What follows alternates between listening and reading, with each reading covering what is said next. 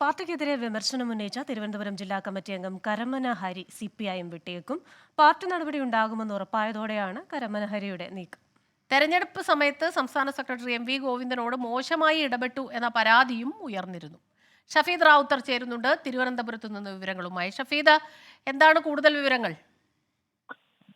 കഴിഞ്ഞ ദിവസം ചേർന്ന CPM തിരുവനന്തപുരം ജില്ലാ കമ്മിറ്റി യോഗത്തിലായിരുന്നു കരമന ഹരി മുഖ്യമന്ത്രിക്കെതിരെ വളരെ ഗുരുതര സ്വഭാവത്തിലുള്ള ഒരു ആരോപണം ഉന്നയിക്കുന്നത്.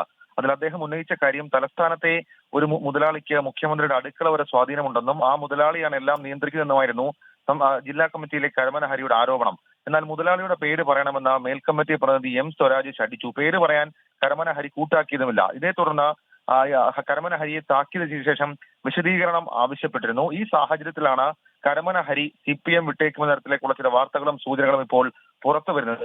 പാർട്ടി നടപടി ഉണ്ടാകുമെന്ന് ഉറപ്പായതോടുകൂടിയാണ് ഹരിയുടെ നീക്കം എന്നുള്ളതാണ് നമുക്ക് ലഭിക്കുന്ന വിവരം. നേരത്തെ ഈ തെരഞ്ഞെടുപ്പ് സമയത്ത് CPM സംസ്ഥാന സെക്രട്ടറി MV ഗോവിന്ദനോട് മോശമായി ഇടപെട്ടു എന്ന പരാതി അത് കരമന ഹരിക്കെതിരെ ഉയർന്നിരുന്നു. എന്നാൽ അന്ന് തെരഞ്ഞെടുപ്പായതിനാൽ നടപടിയെടുക്കാൻ പാർട്ടി തയ്യാറായിരുന്നില്ല.